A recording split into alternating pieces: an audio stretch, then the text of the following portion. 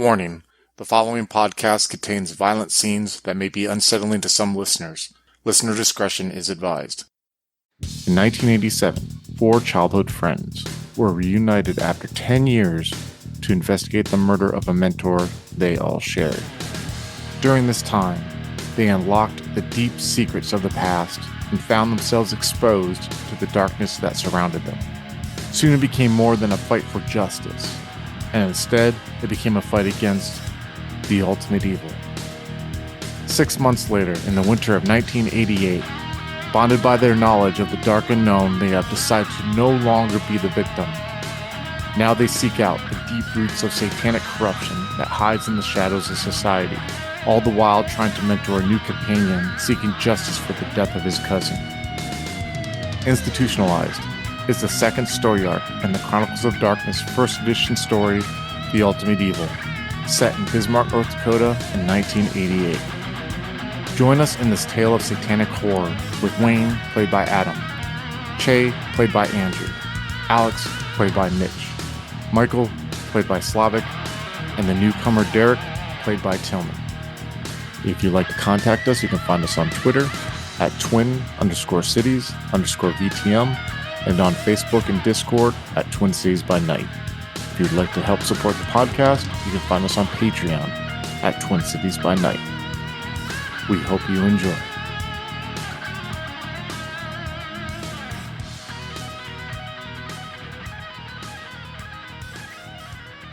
Michael and Derek, you're sitting in the office of the Dakota Investigative Services.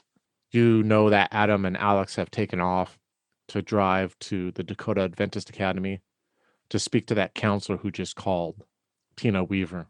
You two know that you had a plan to go to the Open Door Baptist Church to speak to Keith Galloway. Scene's on you guys. So we're like in a waiting room, sort of. You're actually in the office still. You guys haven't left yet. You're in okay. Remind me, did we? I'm pretty sure I tried using the computer to get phone numbers or something. Did we call them up yet? Do we have a meeting arranged? Nope. You got the information from the system, but you did not call anyone and set up a meeting, but you have the address and the phone number and all that fun stuff. I prefer to ambush them. You just want to show up? Yes. I think it's better because we don't know who's involved and how they're involved. And if we give them time to prepare, then I don't know. I think it's better if we try to catch them off guard. Yeah, I can see that. But really, we just want to talk to this Galloway. Yeah, guy, definitely. Right? As far as we know, this school is not really involved in the whole story. It's just where he ended up at. And that brings up a good point because Derek doesn't know really all the insides of like what Michael knows, So I'm wondering from Derek's perspective, hearing Michael be like, "Oh, we're going to go there and we're going to catch him off guard and not give him time to talk."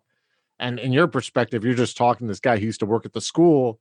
Like, what is that making you think when you hear all that, Derek? Oh, I'm just relying on his expertise. He has the police background, so he knows how to handle this. And in Derek's mind, it's probably something about if there are multiple people involved, they will give each other away if you don't give them time to prepare, because they can't make up like the backstory that they will agree upon. I like that. So you kind of, because you are new to this, I mean, you've only been with them for a day. Mike's the cop. You're kind of like the novice, very low level novice when it comes to this kind of stuff. So obviously then that makes sense. You see the intensity he has is it's obviously a strategy that he knows as a cop.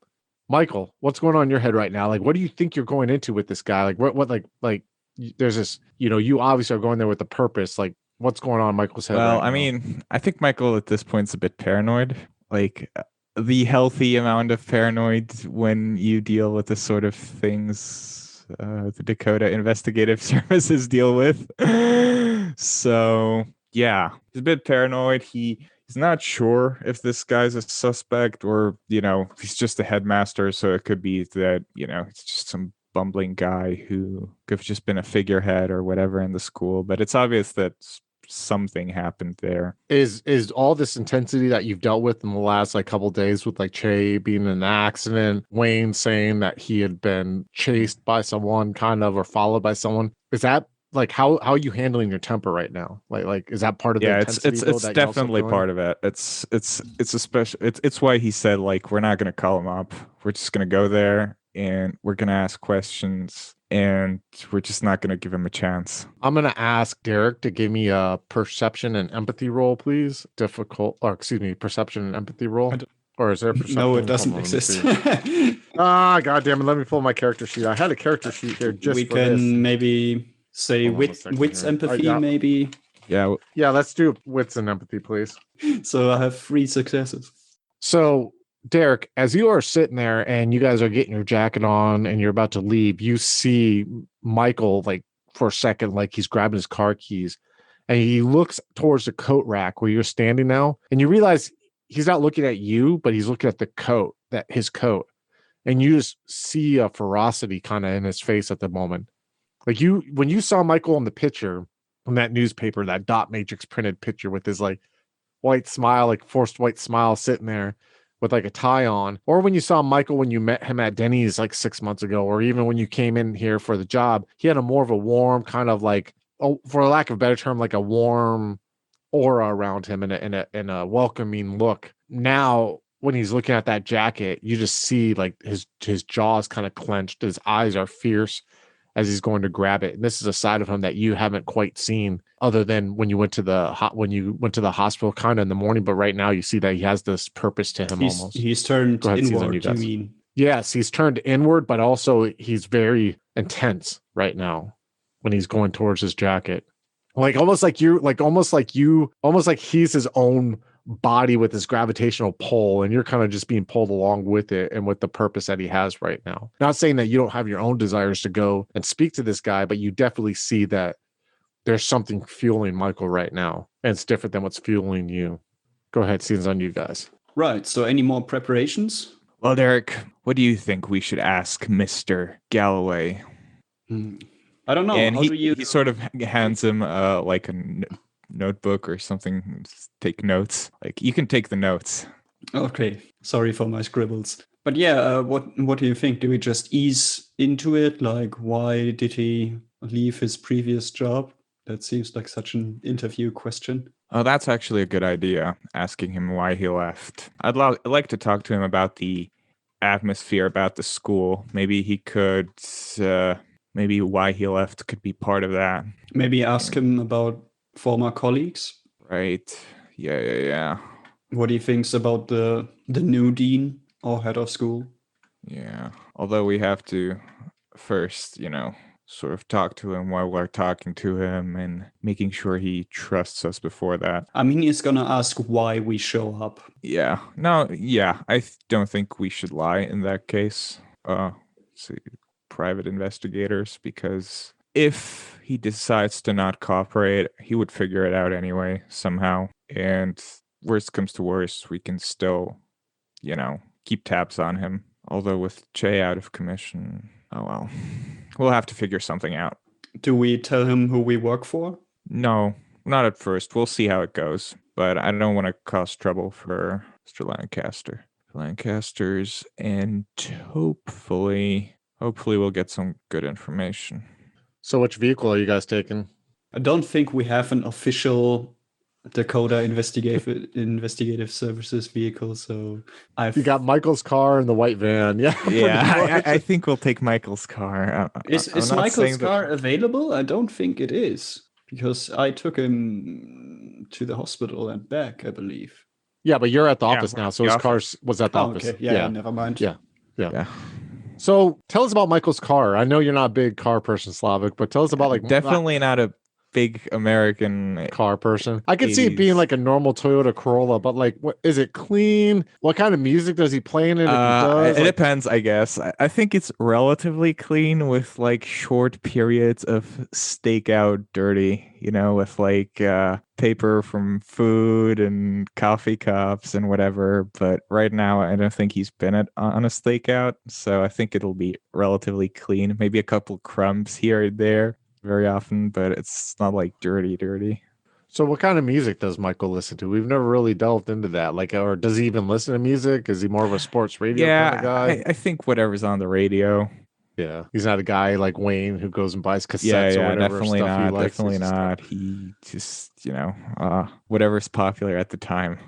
okay. So when Phil Collins, no, Kind of a so basic bitch in that when way. yeah, that's cool, man. Michael's a driven person. I mean, you got to think running a business, doing everything that Michael has done at such a young age, so I mean, you guys are only like, I think we decided you're only like 23 right now, 22, 23, so you guys aren't extremely Yeah, old. Michael's 25. 25, yeah, 25. So that's a lot of stuff you're doing. So when you go out to the car, Derek, you're sitting in the passenger seat. He kind of like, you open the door after he unlocks it. He starts the car and he's scraping the ice, the ice and the frost and the snow from the front windshield because it was left there overnight because he was at the hospital and you drove him there. When he's scraping, you see your end starts to kind of like get unscraped and you have a real close up of his face and he's just like angrily like just chipping away with this scraper at the ice as he's scraping it. And most people in North Dakota will do like maybe 5 inches or 7 inches of it, to go to see, and then they'll let the car heater do the rest. Well, Michael's just like scraping every freaking bit of it that he can as you're kind of awkwardly sitting there, as he's doing it as the car is running, and you hear like some score from like the Minnesota Gopher hockey team being, silently kind of being spoken to through the speakers or kind of being shared with you. You guys get in the car, Michael's driving.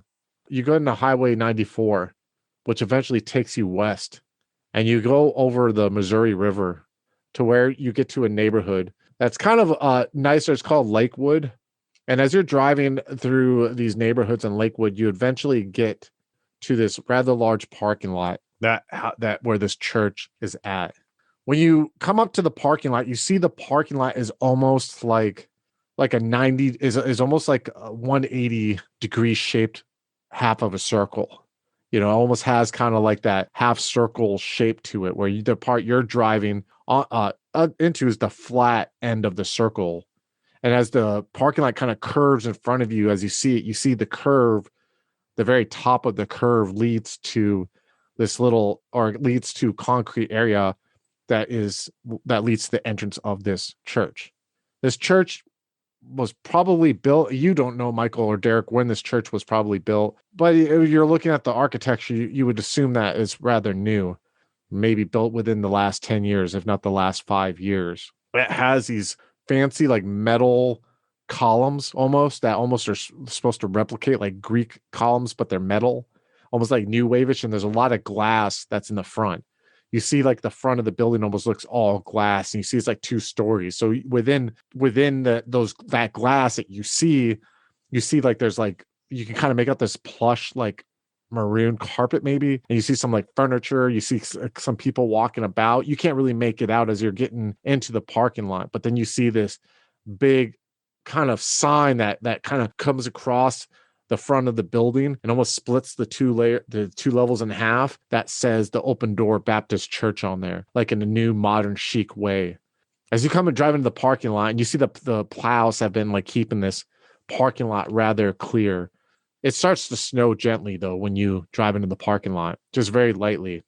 And you see that the parking lot's pretty empty except when you get to the front of the parking lot that's closer to the building. And you see there's about like 20, 25 cars, which if you were to assume, these are probably people who are working in the church, because you would assume rest of the parking is probably full on Sundays where service happens. As you get closer to the building, you see the sides of the building aren't glass though. You see there's actually this red brick.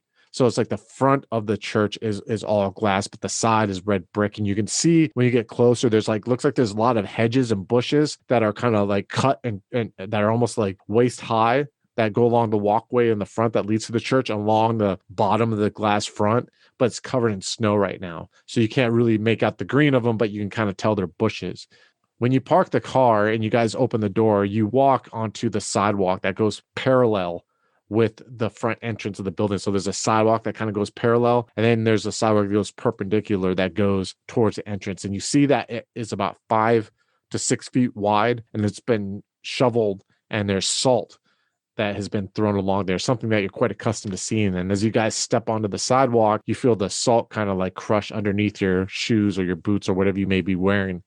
As you walk up to the entrance, you see, as you get closer, that there's these double doors that have these long silver handles that are on them. And the doors are obviously glass too. And when you open up the door, one of the doors or both, whatever you open up, and you walk in, you're greeted right away with this warmth that's coming from the heat that's inside this building. And you look forward and you see that there's this welcome desk. It even says welcome on, like, the desk's about chest high. On the front of it's like of old wood. It looks like fashionable old wood. And you see welcome in like black letters that are along the bottom of the base of this desk. And you see that there's like little stands that are on the front that have like flyers that people can come and take, information on church services or potlucks that are happening or anything to that extent.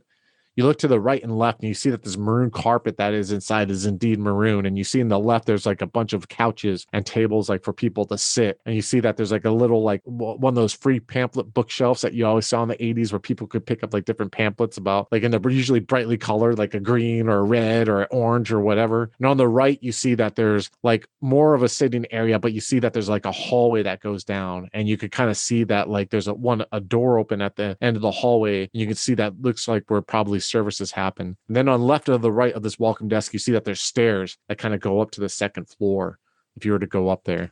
And you see there's this lady that's sitting at the front desk, and she looks to be maybe about in her 50s or 60s. She has like a white perm, a really tight like perm, and she has these glasses on that have like these little like chains that go along the side of it. And you see she has this navy blue sweater that's on, and there's like looks like a white blouse that's underneath that's kind of poking out. And as soon as you guys walk in, you see she looks up, and it looks like she had a book that she was reading, and she smiles to you both warmly. Go ahead, scenes on you guys. Hello, ma'am. We're looking for Keith Galloway.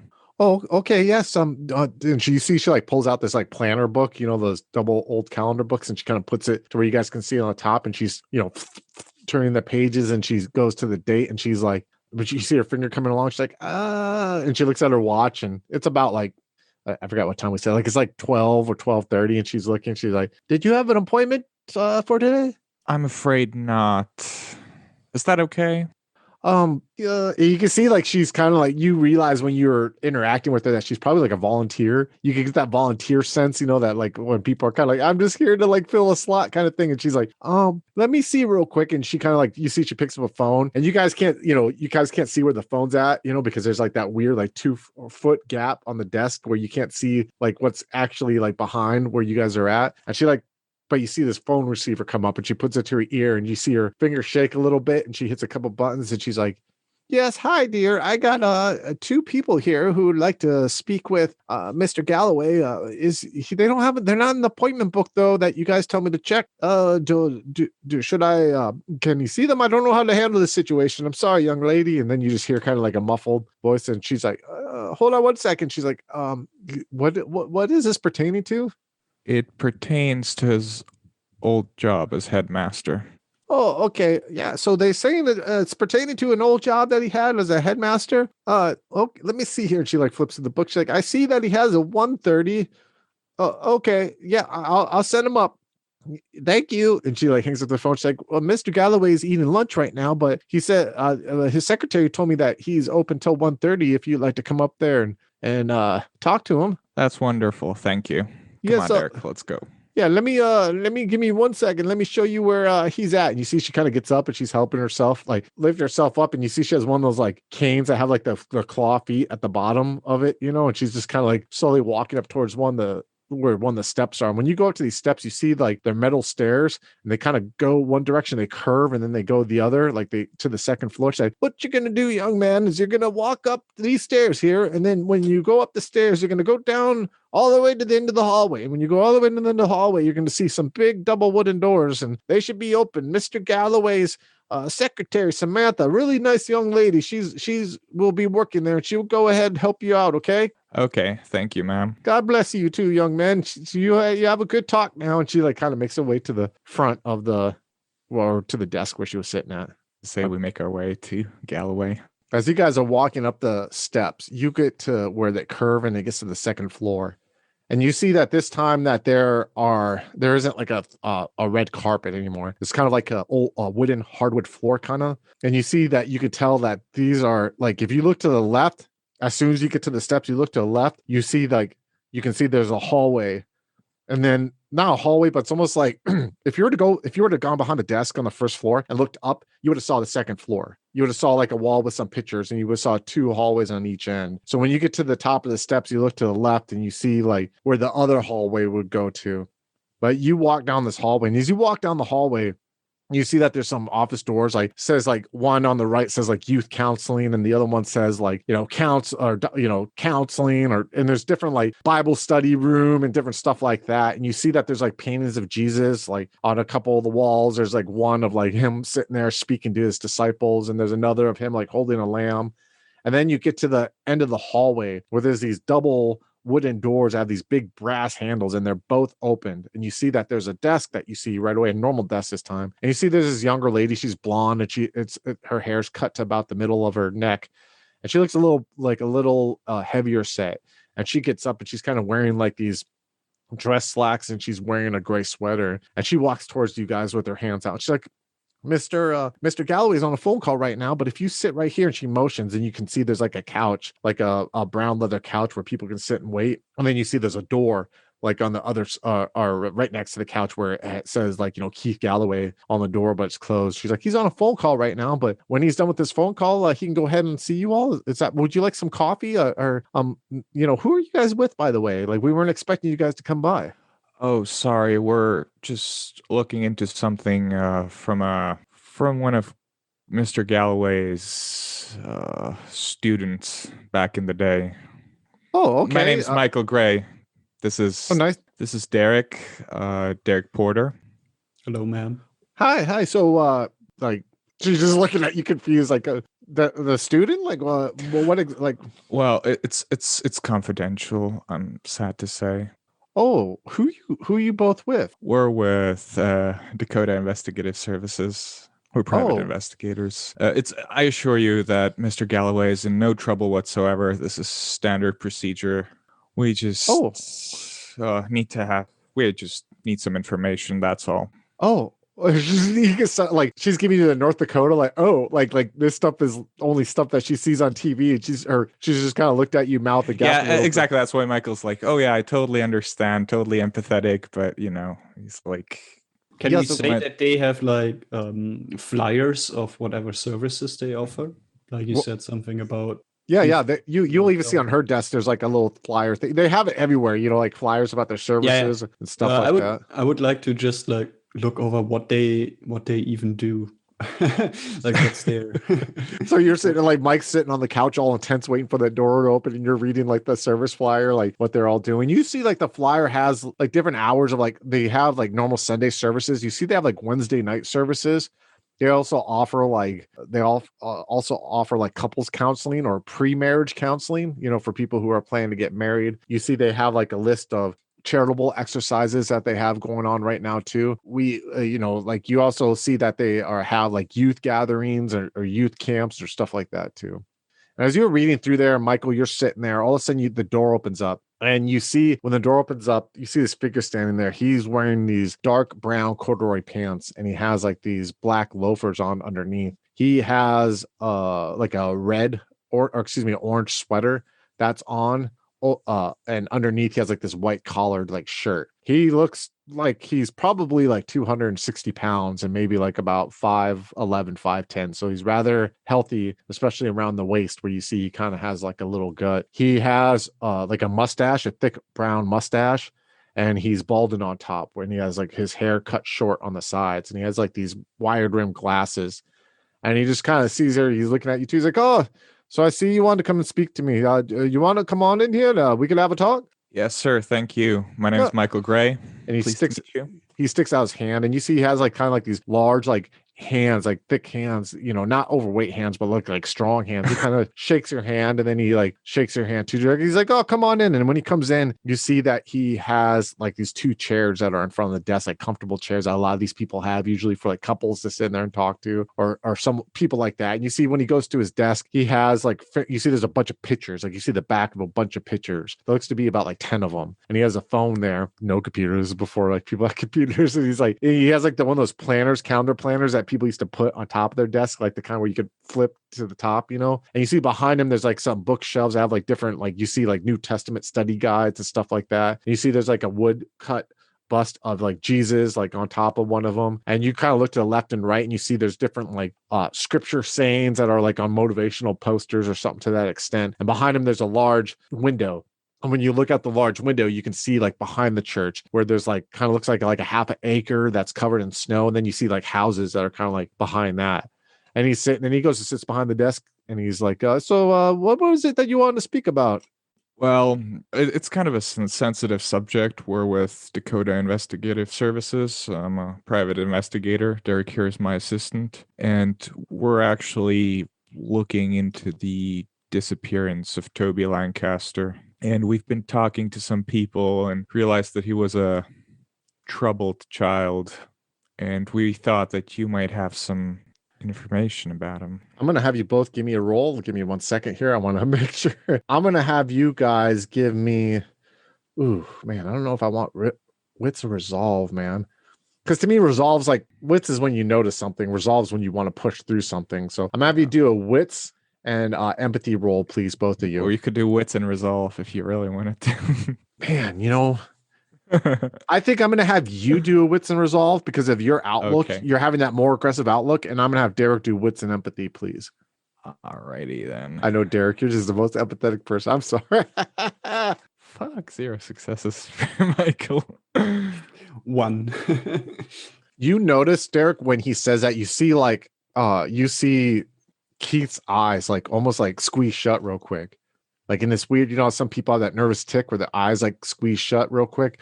And you see it just happens real quick when that's brought up. You don't notice anything, Michael. You're just staring at him. He's like, Toby, and he's all sitting there thinking about it. Name doesn't ring a bell. He was a student at the Adventist Academy when I was headmaster up there. Yeah, yes, he was. Kind of a troubled kid, like we said. Ran away a couple times from home. And, well, afterwards he ran a couple more times and now he's just missing. So we're kind of in charge of looking for him. It's a tragic story, really. But, we want to do our due diligence. Could you tell us more about the school, by the way? So is it okay if I take some notes? And you see he's looking at you, Derek. And there's a moment where you like catch eye contact with him. And he just looks at you and he's like, yeah, go ahead. And he just like looks back at Michael and he's like, well, the school started in roughly about 10 years ago, a little bit more than 10 years ago. It was started in 1976 about. And it's been around for a while. We like to work. I was hired to be I was the head dean there for almost like 10 years. And, got hired there, did my time and, decided to move on to have my own parishioners again. And, handed it off. And here we are now, eh? I'm going to have you give me that same role, Michael and Derek. All right. 1 success for Michael. It's something. Yeah. Well, actually, 1 success pretty solid in New World of Darkness. Yeah, same. You guys notice that like he's keeping something out of it. Like the way he's articulating to you, you are getting the impression like he's just trying to like move on to the next question. Like where someone kind of gives an answer and you can tell they're like waiting for you to move on and kind of hoping this is like a shotgun questionnaire that you're giving them. Oh, that must have been an interesting experience, though. I can't imagine. You've been a pastor before? Yeah, I've been doing it. Changing from that into head dean, that couldn't have been easy. I admire that. And you can see drive. You can see like a little bit like he's just like a little not frustrated, but you can see that he's like, oh yeah. He's keeping his answers short, Yeah, quite a bit. It was a big change, yeah. Would you say the atmosphere of the school was? Is it like a very religious focus of course it was, but with like the school was started with money from the Welkstetter family, wasn't it? And you see a moment he stops, and I'm going to have you both give me that roll, but I'm going to give you plus 3, which I think what plus 3 gives you 3 dice, right? Yep. Because that's some ammunition you just dropped on there. And you can spend willpower if you want to too, just so you know. 2 successes for me and 3 for Derek. You can see like he's sitting when you mention that, you see him like his hands grip, those large hands. They're kind of like he has them together and he's like sitting on his desk, kind of like puts his hands and you see him tighten to where almost like his fingers turn red. You notice his fingers turn red when he does that.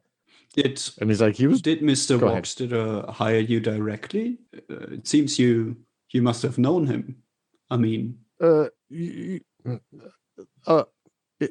He stops for a second and he just like takes his coffee mug that he has and he like takes a drink from it and he puts it down and he's like, he was one of the founding members and what does Calvin Welkstetter have to do with this missing boy? Oh, we're just making conversation, really. Oh, we're just, I guess, interested in local history a bit, especially Derek, right? He's a bit of a history buff.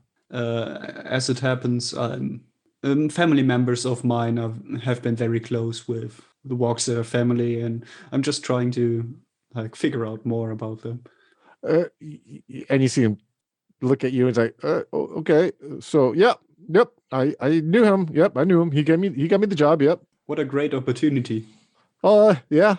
Don't you know? Yeah, it was an opportunity for sure. Yeah. So about this boy, I'm sorry, I just don't know. I don't know what could have happened to him. Well, that's a real shame. Give me a second to. My question is, should I name drop McNulty? Michael McNulty? Oh, the counselor? Yeah, it's your turn. Yeah, I guess so. Yeah. And if you let's try something. Sorry, go ahead, Chris. No, I was gonna say, if you want to roll something too, like there's gotta be some kind of roll, you know? 'Cause I'm thinking there's gotta be some kind of like throw someone off their game roll. And you guys are like piling this on. So intimidation, which I know you have, and presence maybe, or manipulate. I would say presence would be a good one, because presence would be like you're just fucking trying to like grill it on him, you know what I mean? Yeah. Or do you want to do manipulation where you're gonna try to be like sly and like slide it? It doesn't matter for Michael. He has 2 dots in both. Okay.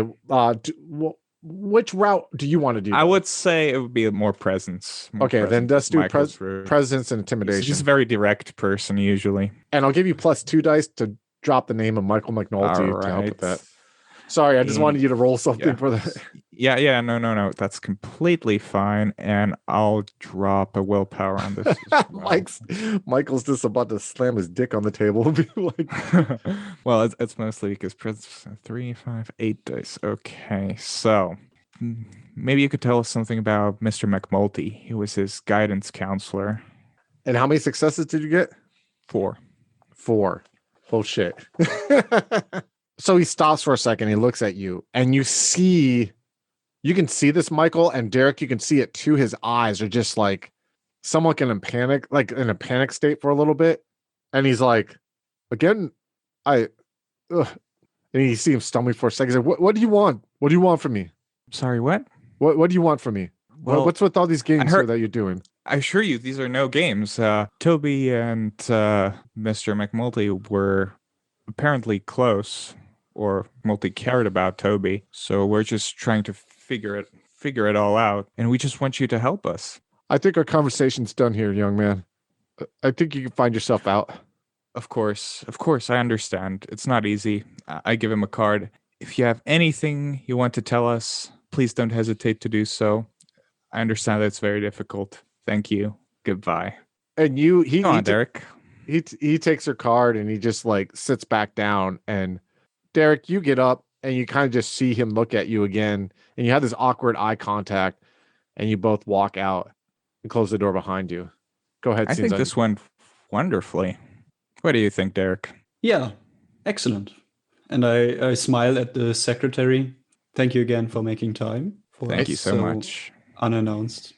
And she just kind of like looks at you with the big eye, like, oh my God, private detectives are real. Kind of like they're not just on Hill Street Blues, as you guys like walk out the door. What is going on in your mind, Michael, right now? Like, what you said this went good. Like, why did it go good? Because he reacted, right? We sort of pushed him, and he reacted, and it's obvious, it's not. He probably has something to do with it. Even if it's just defending his reputation because he fucked something up, and he might not be directly. Something he did probably influenced it. Now, you obviously had probably. You obviously just had a victory there. I mean, I as a storyteller, I agree. But the thing that I'm wondering is, there's a lot of, like, something's there, right? How does it make Michael feel though to know that like there's something there that you don't know is what it is. Yeah, I think Michael, in a way, is a bit relieved that he has like a hook, something which he can target. Which So there's an in. exactly. There's an in you plan to There's exploit. an in, because before that it was like lots of stuff happening and it was all out of Michael's control, and he hates that. And right now, with an in, with a clear problem to solve, things are a lot easier. Man, I feel bad for. I don't feel bad. I don't want to say my personal feelings about Keith Galloway or Holloway. With Keith. God damn, dude, me and my names. I don't want to say I feel bad for Keith Galloway, but Mike's got a hook in right now, man. So, what about you, Derek? As you're walking down these steps with Michael, and you see Michael's tone has kind of changed a little bit. Went from angry now to like almost like there's a swagger when he's walking out. Like, what was that making you? What was this whole situation making you feel as you guys are about to step outside? I think Derek would have been really confused when Michael just said, "Okay, we're going now. Bye bye." Like he didn't get the move, but now that they're like in the hallway, he knows it's the right step because, well, basically they disturbed him a little bit, and now he's this Galloway guy has to ponder what his next move is, and it's probably going to end up working out in our favor anyway, because he's either he fucks it up for himself or he comes clean of whatever he knows. There's no in between. Likely he can't just remain calm and like sit back. He clearly can't. But Derek would like nudge Michael. You think McNulty is in trouble or is going to get in trouble now? Well, we didn't mention our relation to him. We might give him a note to just deny having anything to do with us, but otherwise, poor alcoholic guidance counselor who's already drinking because of like the shit he's been through now. By the way, oops. So Derek, my question is, like, with the revelation that there was some kind of relationship between him and Welkstetter.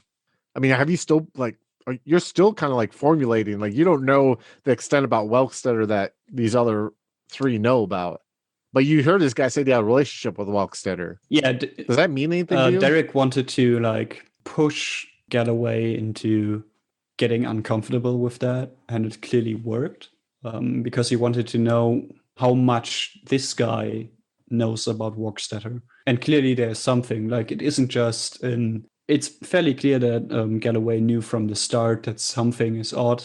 Maybe he saw it like as a business opportunity and then fled the ship when it got uncomfortable. But he has something in his mind that he should come clean on, but so far hasn't. So you guys are in the car right now. What are you guys doing? Scene's on you guys. So Derek, what do you think? Well, he needs to make the next move, I guess. Yeah. What do you think about him as a person? Honestly, my impression is he probably made a poor decision.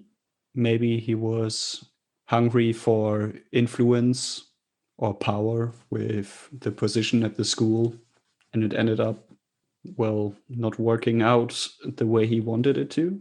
And now he is in debt or afraid of people with more power than him. Yeah, definitely seemed very scared to me. Probably, I wonder how much he knew about Welkstetter, how much he was involved with them. That could be an interesting thing to figure out. Enough to be afraid, at least. Yeah, I'll have to look into that connection. Shame we didn't figure anything out about Toby directly, but I don't think Head Dean would just, even if he did know, probably wouldn't tell us. I don't think Toby is on his radar at all. Yeah, Like, no, definitely. It's a name. It might have been, hundreds. but yeah, because, well, let's be honest, kid runs a couple times away from home. Probably no. I mean, it's not normal behavior, but who knows? Who knows? I think we should keep tabs on him regularly. Maybe we'll ask Wayne. Yeah, I brought a flyer, and it looks like they have Wednesday nights and Sunday services. Could be an interesting way to find out. Oh, do you mean we should like follow him around and look who he's contacting and interacting with? Well, it might be worth it in the next couple of days and see if he meets anyone interesting, so to speak, since we've sort of started our counterattack of sorts. But it's hard to say. I don't want to tie up all our company resources right now into him, of course, but we should definitely look into him. Yeah, and I do think we should get in touch with McNulty. My suspicion is Galloway will call him about something. Maybe pressure him to not talk to us or anyone, something like that. Do you enjoy games of humanity fighting against the supernatural, literally? Then you'll definitely like our game Corruption. This Hunters Hunted 2 game is set in Washington, D.C. and follows an eclectic group of hunters who bond together through their brushes with the supernatural.